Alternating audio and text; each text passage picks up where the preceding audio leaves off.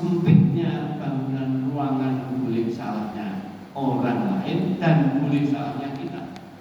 Kita seringkali mempersempit area orang untuk boleh salah. Padahal Allah membebaskan manusia salah. Ya. Kenapa? Karena Allah nggak melarang untuk berbuat salah. Tapi ingat, ketika salah segera sadar diri, wasari'u ila maghfiratin min rabbikum. Nah, jadi ruang boleh salah inilah yang memancing kita, kamu nggak boleh salah, kan? Jadi ketika ada orang salah, kita marahi. Nah, ini yang terjadi.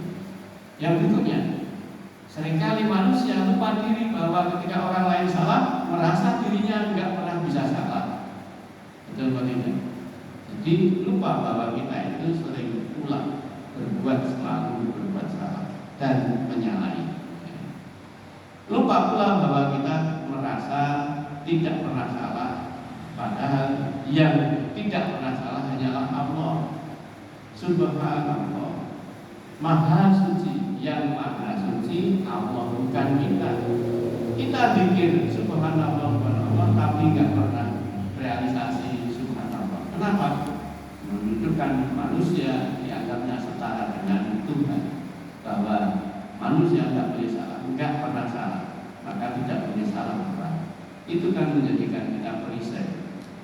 Kebiasaan sudut pandang negatif. Kenapa kita ini mudah jadi sesuatu emosi, amarah terjadi? Karena sudut pandangnya negatif. Apa itu? Yang dilihat, yang dirasakan, yang didengar tidak menyenangkan, maka pasti itu sesuatu yang buruk. Itu kacamata kita, pendengaran kita. Padahal tidak.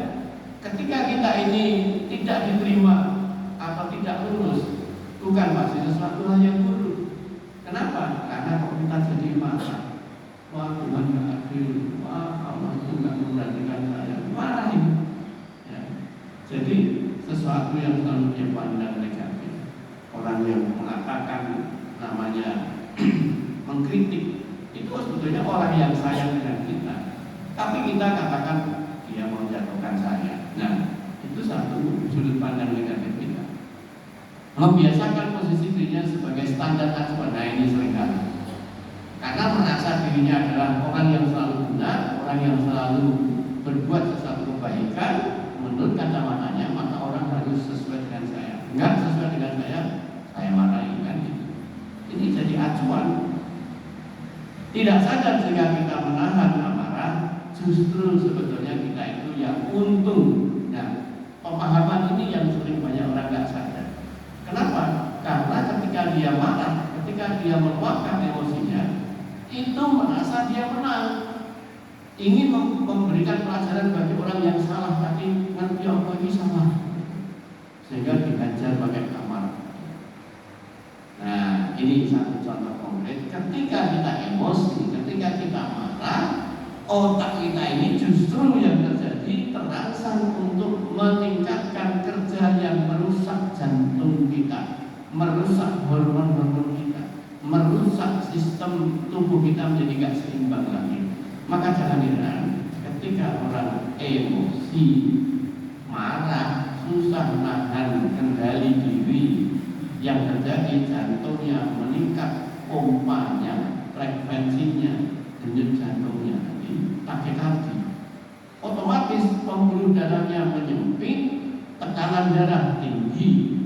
Yang terjadi bisa menyumbat pembuluh darah di jantung itu sendiri, di dalam suplai otot jantung, bisa pula ke pembuluh darah otak dan gangguan hormonal yang lainnya, sehingga Bapak Ibu, bagian tubuh kita semuanya bisa kena yang namanya efek marah. Maka para peneliti mengatakan marah 5 menit rusak 18 jam anggota tubuh kita, organ biologis kita. Jadi dalam kondisi seperti itulah maka tidak ada bagian satupun tubuh kita ini jadi baik ketika kita emosional. Ini contoh. Orang bisa jadi kena diabetes bukan gara-gara keturunan diabetes, karena otaknya seringkali stres. Karena menerima stresor, kita jadi stres. Akhirnya hormon yang ada ini menyebabkan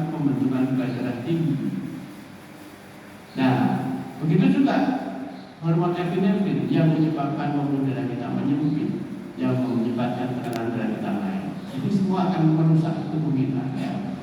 Karena itu Bapak Ibu, rahimahullah, kemudian apa yang harus kita lakukan agar kita bisa menjadi pemaaf ya.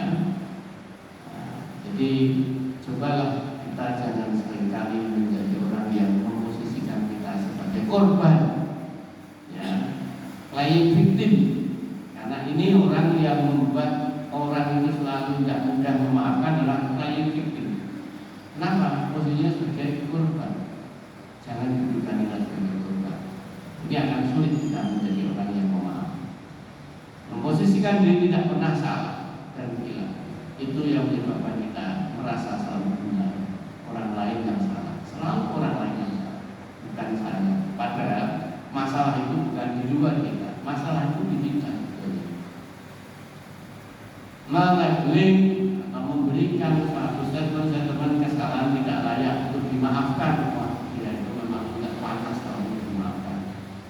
Siapa yang bisa mengatakan tidak pantas? Semua yang namanya perbuatan manusia, seburuk-buruknya manusia melakukan perbuatan, semua Allah bisa memaafkan, diampuni, didelete, hilang. Betul tidak? Siapapun orang berbuat bejat sekalipun, Allah maafkan, selesai. Kamu ampuni, hilang semuanya ya. Bahkan dia belum berbuat amal dalam bentuk kebaikan pun dia mau hijrah untuk berbuat ke arah kebaikan, belum terlaksana tapi sudah berhijrah, belum sampai matinya masuk surga. Itulah